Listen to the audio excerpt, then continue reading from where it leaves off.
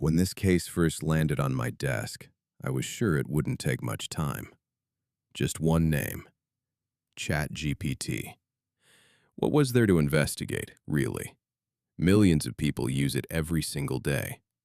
Some use it to write emails, some write code, some ask it to come up with a joke, and some trust it with questions they'd never dare ask another human being. It seemed like everyone already knew who he was, and that is exactly what struck me as suspicious. Years of investigating have taught me one simple truth. The more confidently people call an answer obvious, the more likely they are to be wrong. I opened dozens of articles, watched the interviews, listened to the experts, and everyone said the exact same thing. It's artificial intelligence.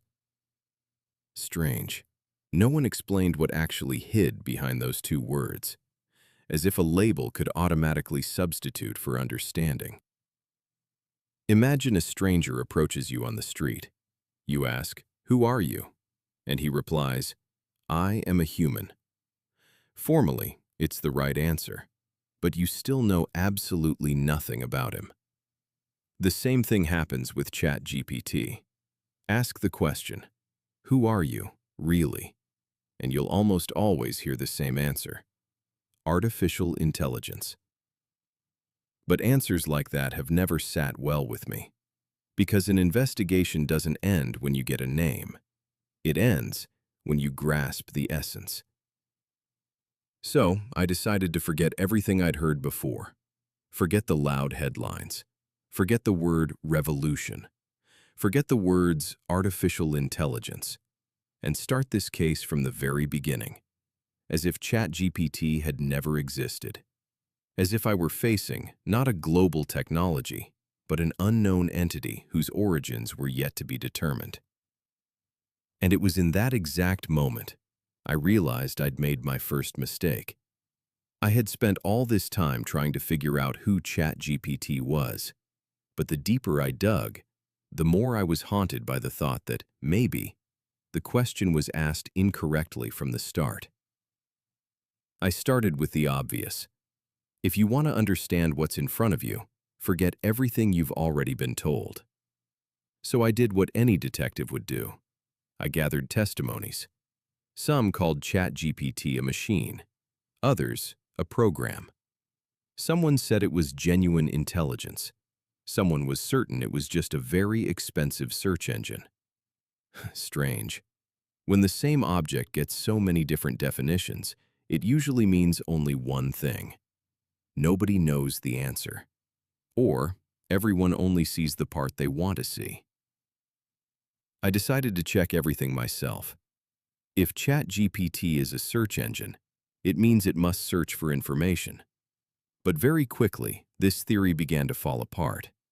A search engine shows you what already exists. ChatGPT does something entirely different. It answers as if it just came up with the response. Then, maybe it really is thinking. This theory looked even more convincing. Sometimes it felt like there really was a conversationalist on the other side of the screen.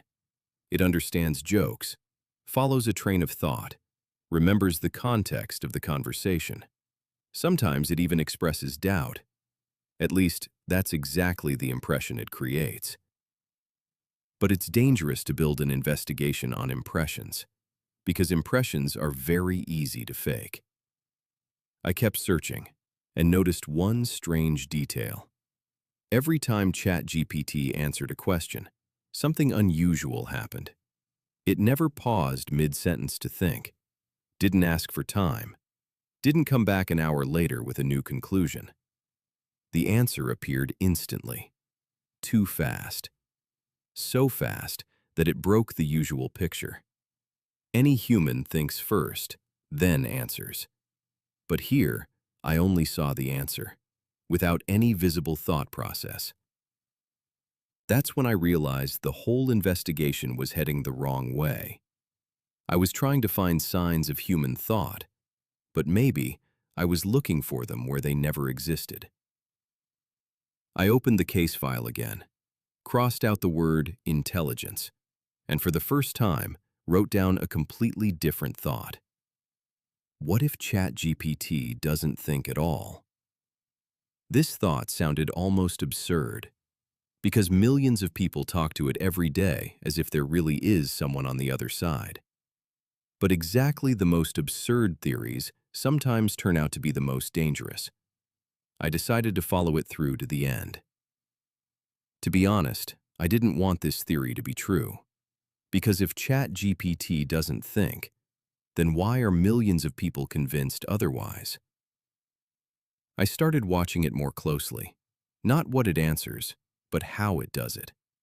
Any human, before saying the next word, makes a decision first.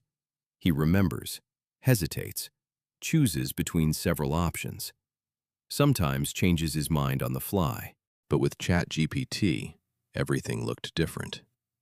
Every next word appeared so quickly, it was as if the decision had already been made in advance.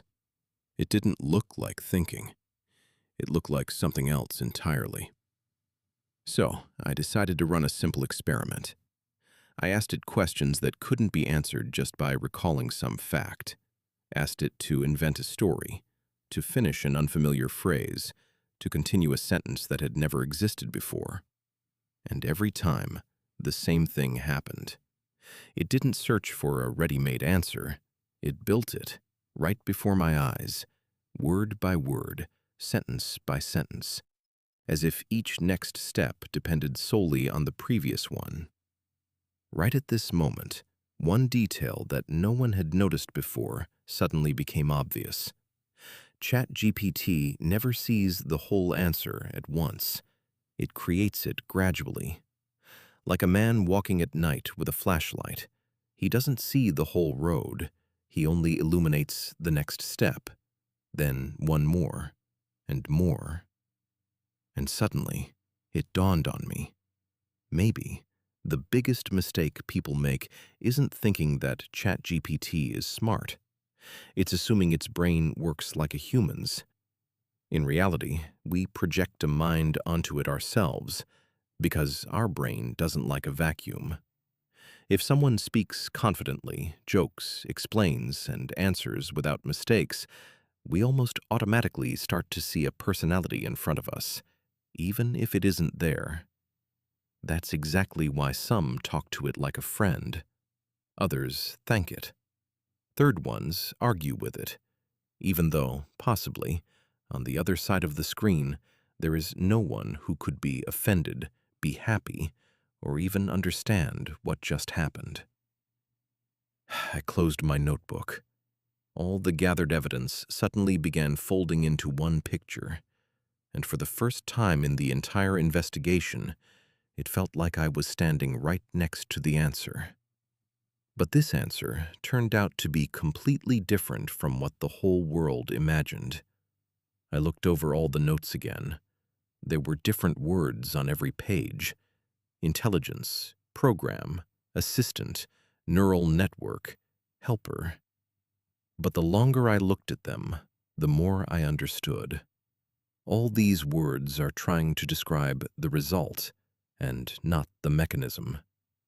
It's like looking at an airplane in the sky and saying, "It flies." Yes, it flies, but that explains nothing. The real answer always hides deeper. Then, I asked myself the question I should have asked from the very beginning. Not what ChatGPT can do, but what does it do every second of its existence? Exactly this question changed the whole investigation. It turned out that behind the beautiful answers, there is no inner voice hiding, no thoughts, no epiphanies, no inspiration. There is only one task: to predict which word should appear next. Exactly like that. Not to write the perfect sentence, not to find the truth, not to understand a human, but to choose the most probable next word, then another one, then another, and another, millions of times in a row. At first glance, it sounds almost disappointing. Does one of the most discussed technologies of the 21st century really boil down to guessing words? I thought so too at first, but then I realized one thing. Sometimes the simplest rules birth the most complex consequences. Human life begins with a few chemical elements. A huge forest grows from a tiny seed. And here, from an endless chain of correctly predicted words, something is gradually born that our brain perceives as a conversation with a sentient being. And at that moment, what truly scared me wasn't ChatGPT. What scared me was the human being. Because it turns out our brain is incredibly easy to fool. If words come together convincingly enough, we almost automatically start seeing consciousness behind them, character, emotions, personality, even though, possibly, all of this exists only in our imagination. I looked at the case file title again. Who are you really, ChatGPT? And for the first time in the whole investigation, I realized I asked the wrong question. Because the word who implies a person, and a person is exactly what we ascribed to him ourselves. The right question should sound different. Not who are you, but what are you? The answer turned out to be much simpler than I expected. And that is exactly why it's so hard to accept. ChatGPT is not a conversationalist, not a thinker, not a digital human. It is a system that has learned to continue human language so accurately that our own brain starts building the rest. We add the character ourselves. We hear the intonation ourselves. We feel emotions there, where they never were. And possibly, herein lies the greatest illusion of the 21st century. ChatGPT isn't pretending to be a human. It is us, making it into a human every single day. I closed the folder. There was no longer a question mark on the first page. I finally understood what I was dealing with. Not with a mind, and not with a machine in the usual sense, but with the most convincing simulator of human speech that man has ever created. And that is exactly why it feels so real. Not because it has learned to think, but because we have spent thousands of years learning to converse, and it learned this language better than anyone expected. I was already about to wrap up the investigation, but one detail caught my eye. If everything I just realized is true, if ChatGPT isn't human, not consciousness, and not even the intelligence it's been accustomed to being considered, then a question remains that won't give me peace. Why does creating a system like this cost billions of dollars? The next investigation is going to be far more difficult than the first.